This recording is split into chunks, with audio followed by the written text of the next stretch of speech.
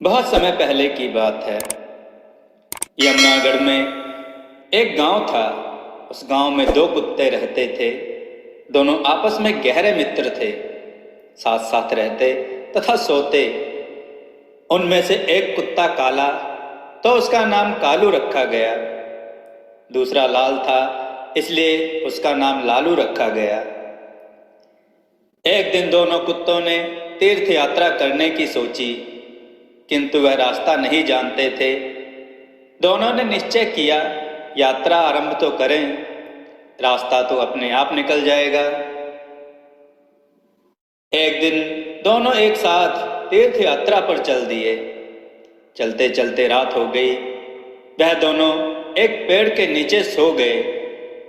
थके होने के कारण उन्हें नींद आ गई।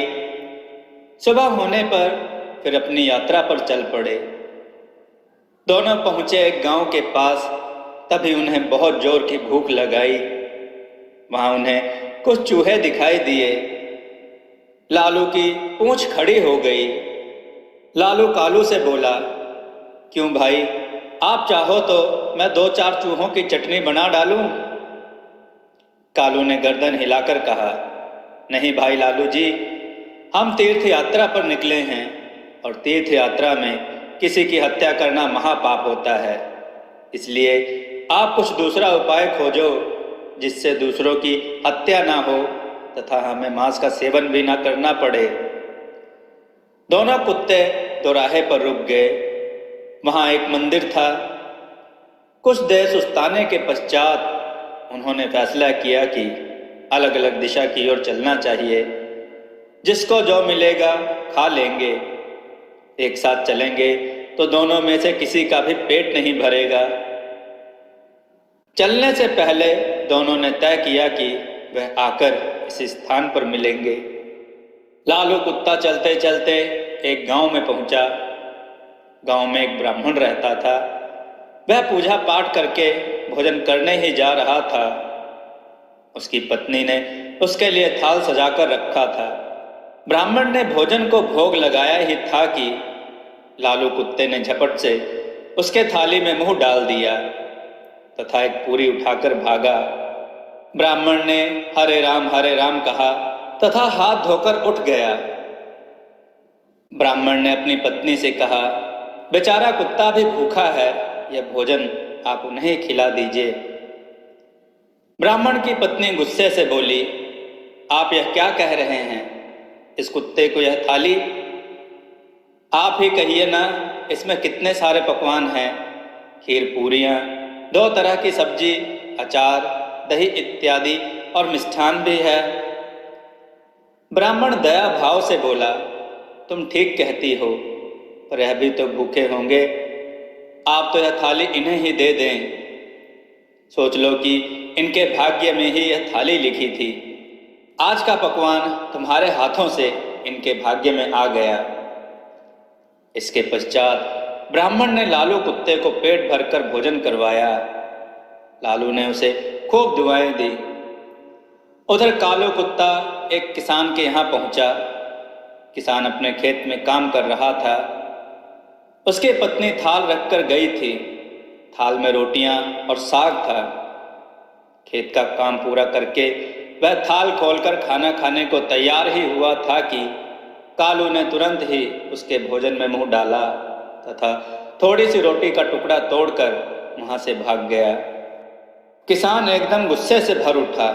उसकी आंखें अंगारों के समान लाल हो गईं। किसान ने अपनी लाठी उठाई।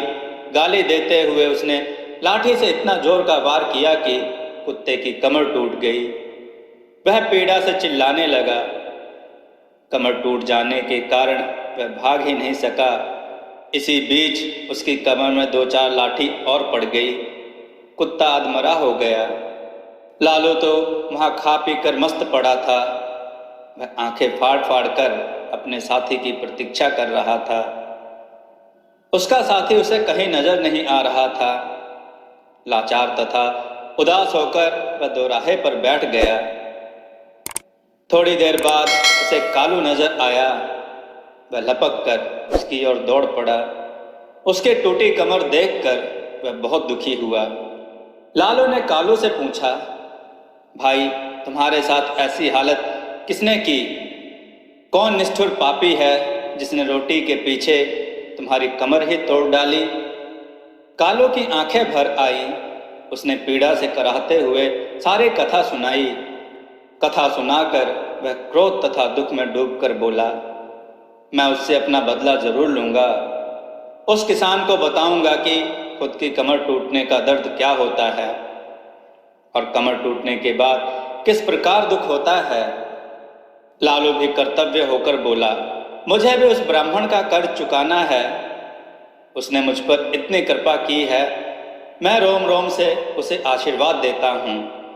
इसी प्रकार बातचीत करते हुए दोनों पुत्रों ने अंत में यह निश्चय किया कि उन्हें प्राण त्याग देने चाहिए तथा प्राण त्यागने के पश्चात उन्हें उनके घरों में जन्म लेना चाहिए। इत्तेफाक से न किसान का कोई पुत्र था और ना ही ब्राह्मण के। दोनों कुत्तों ने मंदिर के आगे जाकर अपने प्राण त्याग दिए। एक ही पल में दोनों मृत्यु को प्राप्त हो गए। कालू ने किसान के घर में जन्म लिया। किसान बहुत प्रसन्न हुआ, किंतु उसकी खुशी अगले ही पल विलुप्त हो गई। घर में इस पुत्र के पैदा होते ही उसका बैल मर गया। पत्नी अस्वस्थ होने लगी।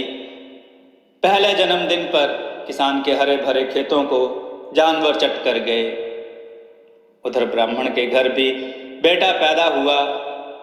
पुत्र के जन्म होते ही राज दरबार में ब्राह्मण की पदवी ऊंची हो गई।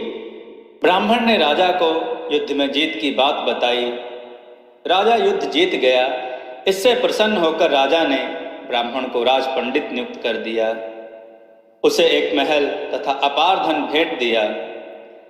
जैसे जैसे ब्राह्मण का बेटा बड़ा होता गया, वैसे वैसे वह भी बाप की तरह तेजस्वी निकल गया। उसने छोटी सी उम्र में सारे शास्त्रों का अध्ययन कर लिया। वह बड़े बड़े पंडितों को शास्त्रों में हरा देता। इससे ब्राह्मण की कीर्ति में चार चांद लग गए। उधर किसान के बेटे का स्वभाव बिल्कुल भी अच्छा नहीं था। वह बात बात पर अपने माता पिता को डांटता, उन्हें गालियां बकता। वह जुआ खेलकर बचे हुए धन को उड़ाने लगा। किसान बहुत ही दुखी हुआ। अंत में उसने सोचा कि इसे सुधारने का कोई उपाय करना चाहिए। इस तरह सोचते हुए वह एक बुद्धिमान व्यक्ति के पास पहुंचा। उसने उसके सामने अपनी समस्या रखी। बुद्धिमान व्यक्ति बोला, तुम इसकी शादी करवा दो। शादी एक ऐसा माध्यम है जिससे अच्छे अच्छे सीधे हो जाते हैं। किसान ने तुरंत अपने लड़के की शादी करने का विचार किया। वह लड़की की खोज करने लगा। उधर ब्राह्मण का विचार भी अपने बेटे की शादी करने का हुआ। एक सुकन्या से उसका विवाह हो गया। उसके बेटे की पत्नी भी सुशिक्षित थी। उसने आते ही घर को स्वर्ग बना दिया। घर में धन धान्य पहले से था ही, किंतु अब घर में तरह तरह की खुशियां आने लग गई, जिससे घर स्वर्ग के समान हो गया। किसान ने भी अपने पुत्र का विवाह कर दिया। शादी के अगले दिन ही उसका बेटा अचानक चल बसा। उसके बेटे की पत्नी ने आकर उन्हें भला बुरा कहा तो वह अचेत हो गया। होश में आते ही वह दीवार पर सर मार मार कर रोने लगा और चिल्लाने लगा, हाय मेरा बेटा, हाय मेरा बेटा, मेरी तो कमर तोड़कर चला गया। मित्रों, इस संसार में जो जैसा कर्म करता है उसे वैसा ही फल भोगना पड़ता है। सो दोस्तों, अच्छे कर्म करें। दोस्तों, कथा पसंद आई हो तो लाइक करें, चैनल को सब्सक्राइब करके कथा को शेयर करें और कमेंट में जय श्री राधे कृष्ण लिखें।